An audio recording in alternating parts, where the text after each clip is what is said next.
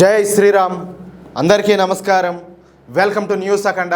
నేను మీ కస్తూరి శ్రీధర్. మిత్రులారా, లోక్సభలో మరొకసారి తీవ్రమైన గందరగోళం అంతా కూడా ఏర్పడింది. దేశవ్యాప్తంగా పరీక్షల లీకేజీలను అరికట్టేందుకు మన మోడీ ప్రభుత్వం ప్రవేశపెట్టినటువంటి యాంటీ పేపర్ లీక్ బిల్లు పైన పార్లమెంట్ లో పెద్ద ఎత్తున రచ్చ జరగడంతో సభ రేపటికైతే వాయిదా పడింది. నీట్ సహా వివిధ పోటీ పరీక్షల లీకేజీల వల్ల దేశంలో లక్షలాది మంది విద్యార్థుల భవిష్యత్తు ప్రమాదంలో పడుతుందని మనకందరికి కూడా తెలుసు. రాత్రింబగళ్ళు కష్టపడి చదివేటటువంటి పేద మధ్యతరగతి విద్యార్థుల శ్రమ వృధా కాకూడదని, అక్రమాలకు పాల్పడేటటువంటి ముఠాలను కఠినంగా శిక్షించాలని ప్రభుత్వం ది పబ్లిక్ ఎగ్జామినేషన్ అమెండ్మెంట్ బిల్లును లోక్సభ ముందుకైతే తీసుకొచ్చింది.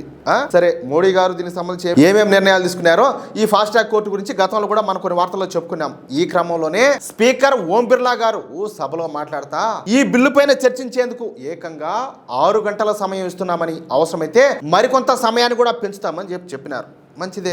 అంతేకాకుండా ప్రభుత్వం అలాగే విపక్షాల మధ్య ఉన్నటువంటి విభేదాలన్నీ కూడా తొలగించుకుని చర్చకు సిద్ధమవడానికి 3 గంటల సేపు విరామం కూడా ఇచ్చారు. అంటే బ్రేక్ ఇచ్చారు, వాయిదా. అయితే విపక్షాలు మాత్రం తమ నిరసనలు కొనసాగిస్తూ సభ నడవకుండా అడ్డుకున్నాయి. ఈ కొత్త బిల్లు ప్రకారం పేపర్ లీక్ కేసుల దర్యాప్తును కేవలం 2 నెలల్లోనే పూర్తి చేయాలి. అంతేకాకుండా ప్రతి రాష్ట్రంలో కూడా ప్రత్యేకంగా ఫాస్ట్ ట్రాక్ కోర్టులను ఏర్పాటు చేసి నిందితులకు త్వరగా శిక్షలు పడే విధంగా ప్రతిపాదించారు. అయితే బయటేమో మేము విద్యార్థుల కోసం పోరాటాలు చేస్తున్నాము, అవసరమైతే త్యాగాలు చేస్తామని చెప్పేసి బిల్డప్ దొబ్బేటటువంటి ప్రతిపక్ష పార్టీలన్నీ కూడా తీరా పార్లమెంట్ లో కఠినమైన చట్టం చేస్తామన్నప్పుడు మాత్రం దానికి ఎంత మాత్రం కూడా సహకరించకుండా రచ్చ చేయడం ప్రతి ఒక్కరు కూడా గమనించాల్సిన విషయం. ఇక్కడ నేను ఒక మాట చెప్తున్నా, చిన్న లాజిక్ ఒకటి ఆలోచన చేయండి.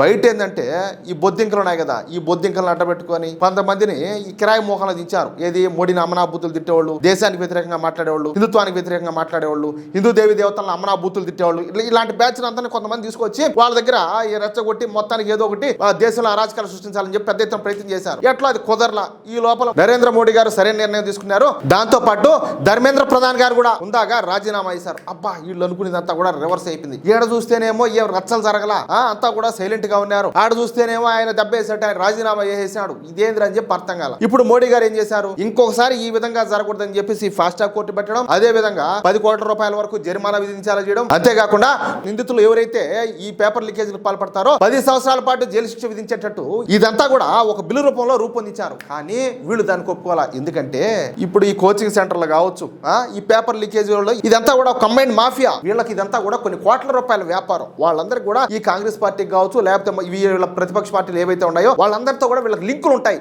అర్థం అవుతుంది. కొంచెం మనం లాజిక్ గా ఆలోచన చేయాలా. ఇప్పుడు ఆడేమో ప్రభుత్వం పడిపెట్టేట్టు ఆడేమో జరగల, వీళ్ళు ఒకటి అనుకుంటే ఆడింకొకటి అయిపోయింది. ఇప్పుడు కన్నా వీళ్ళు ఈ బిల్లుకు సపోర్ట్ చేశారనుకో, వీళ్ళకి వస్తా ఉంటాయి కదా ముడుపులన్నీ అందుతా ఉంటాయి. ఆ ముడుపులు అందకుండా పోతాయి. అంటే పేపర్ లీకేజ్ మాఫియా ఏదైతే ఉందో వాళ్ళు వీళ్ళ కోట్ల దొబ్బ పెడతా ఉంటారు. ఇప్పుడు ఆ డబ్బు కూడా పోయిందంటే అప్పుడు వీళ్ళకి ఏమొస్తుంది, అది బాయా ఇది బాయా. కాబట్టి వీళ్ళు ఎరి బఫుల్ లాగా మిగిలిపోతారు. కాబట్టి సైలెంట్ గా లేదు కాదు అదంతా కాదు, ఇది మోడీ ఏదో ఆయన కోసం ఏదో నేనేదో మంచి చేస్తానని చెప్పేసి బిల్డప్ దొబ్బేదానికి ఇదంతా కూడా చేస్తాడు, ఇది విద్యార్థుల కోసం చేస్తున్నటువంటి పని కాదని చెప్పేసి సభను ఎంత మాత్రం కూడా జరగనిలా. ఒక్కసారి మీరైనా ఆలోచించండి, ఎంత దారుణం ఇది. నిజంగా రాహుల్ గాంధీకి కాంగ్రెస్ పార్టీకి విద్యార్థుల పైన ప్రేమే ఉంటే కేవలం ఈ రాజీనామా డ్రామాలు, లేకపోతే మోడీ ప్రభుత్వాన్ని పడగొట్టేటి ఈ రాజకీయ నినాదాలు వీటన్నిటితో సరిపెట్టకూడదు. అర్థమవుతుందా? వాటితో ఏం విద్యార్థులు న్యాయం జరగదు కదా. పేపర్ లీకేజ్ మాఫియాకు 10 సంవత్సరాల జైలు, కోట్లాది రూపాయల జరిమానా విధించే విధంగా కేవలం కొన్ని నెలల్లోనే విచారణ అంతా కూడా పూర్తి చేసి ఫాస్ట్ ట్రాక్ కోర్టుల ఏర్పాటుకు పార్లమెంట్ లో మద్దతు ఇవ్వాలా.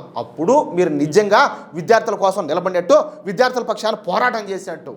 అంతేనే కదా, అప్పుడే వాళ్ళ పోరాటం నిజంగా విద్యార్థుల కోసమా లేక కేవలం రాజకీయ లాభాల కోసం అనేది దేశానికి క్లియర్ గా అర్థమవుతుంది. ప్రస్తుతం ఒకవైపు నిరసన ప్రాంతాల్లో క్రిమినల్ నేపథ్యం ఉన్నటువంటి వ్యక్తులను ఫేషియల్ రికగ్నిషన్ టెక్నాలజీతో గుర్తిస్తా ఉంటే, మరోవైపు పేపర్ లీకేజ్ మాఫియా మూలాలను బయటకు తీసేందుకు ప్రత్యేక దర్యాప్తు బృందాలన్నీ కూడా రంగంలోకి దిగినాయి. ఇంకోవైపు కఠినమైన జైలు శిక్షలు, జరిమానాలతో పాటు త్వరితగతిన తీర్పులు వచ్చే విధంగా ఫాస్ట్ ట్రాక్ కోర్టులు కూడా తీసుకొస్తారు. విద్యార్థుల భవిష్యత్తుతో ఆటలాడేటటువంటి ఈ పేపర్ లీక్ మాఫియాకు మోడీ ప్రభుత్వం అన్ని వైపుల నుంచి కూడా ఉచ్చు బిగిస్తుంది. ఈ పరిణామం పైన పార్లమెంటరీ వ్యవహారాల మంత్రి అయినటువంటి కిరణ్ రిజిజు మాట్లాడతా, ఇది విద్యార్థుల భవిష్యత్తుకు సంబంధించినటువంటి అత్యంత ముఖ్యమైన బిల్లు. దీనిపైన చర్చ జరగకుండా విపక్షాలు ఎందుకో అడ్డుకుంటున్నాయని చెప్పేసి ప్రశ్నించారు. ఎందుకంటే చెప్పినా కదా, వాళ్ళకి పేపర్ లీకేజ్ మాఫీ వాళ్ళ దగ్గర నుంచి వాళ్ళకి డబ్బులు రాకుండా పోతాయి, ఇంకెందుకో వాళ్ళకి పిచ్చా, కోట్లకు డబ్బులు వస్తూ ఉంటాయి పోగొట్టుకోవడానికి. రాజకీయాలు పక్కన పెట్టి విద్యార్థులకు న్యాయం జరిగేలా సభ సాగనివ్వాలని చెప్పేసి ఆయన ప్రతిపక్ష పార్టీలన్నింటినీ కూడా విజ్ఞప్తి చేశారు. వాళ్ళు ఎన్నరో గతంలో కాంగ్రెస్ పాలనలోనూ స్కాములు జరిగినాయి, కానీ వాటిని దేశవ్యాప్తంగా ఎదుర్కొనేటటువంటి ఒక ప్రత్యేక జాతీయ చట్టం అయితే రాలా. వాళ్ళు తీసుకురాలా. అదేనయ్యా స్వామి నేను చెప్తాంది. వాళ్ళు ఎందుకు తీసుకొస్తారో వాళ్ళకి ముడుపులన్నీ కూడా ఆగిపోతాయి కదా. కానీ మోడీ పాలనలో ఈ సమస్యను మూలాల నుంచి ఎదుర్కొనేందుకు చట్టం అయితే రాబోతోంది. విపక్షాలు ఎంతగా అడ్డుపడినా, వీళ్ళు ఎన్ని డ్రామాలు దొబ్బినా సరే, సభను వాయిదా వేయించినా కేంద్ర ప్రభుత్వం మాత్రం ఈ కఠిన చట్టాన్ని తీసుకోవడానికి పట్టుదలతో ఉన్నది. ఎట్టి పరిస్థితుల్లో ఈ బిల్లు అయితే పాస్ చేస్తారు. పేపర్ లీకేజ్ మాఫియాను కాపాడే వాళ్లకు, విద్యార్థుల బాధను రాజకీయంగా వాడుకునే వాళ్లకు రాబోయే రోజుల్లో ప్రజలే సరైన సమాధానం అయితే చెప్తారు. ప్రతి ఒక్కరు కూడా ఒకసారి గమనించండి, అసలు పార్లమెంట్ లో ఏం జరుగుతుందో. వీళ్ళు బయట ఏం డ్రామాలు దొబ్బినారో, కాంగ్రెస్ పార్టీ కావచ్చు, ఆమ్ ఆద్మీ పార్టీ కావచ్చు, సమాజ్వాదీ పార్టీ కావచ్చు, ఈ పార్టీలన్నీ ఏం డ్రామాలు దొబ్బినాయో, ఇప్పుడు పార్లమెంట్ లో ఏం చేస్తున్నాయో ఒకసారి మీరే గమనించండి. ఏమంటారా? ఇక్కడ ఇంకొక విషయం మనం ఖచ్చితంగా మాట్లాడుకోవాలి. కాంగ్రెస్ జనతా పార్టీ మేము విద్యార్థుల పక్షాన్ని నిలబడ్డా, మేము పోరాటం చేశాం, మేము గెలిచాం, సింధులేసామని చెప్పారు కదా. మా పార్టీలో ఎంజాయ్మెంట్లు, వాళ్ళ డాన్సులు మామూలుగా లేవు. పంజాబ్ లో కూడా పేపర్ లీకేజ్ జరిగింది.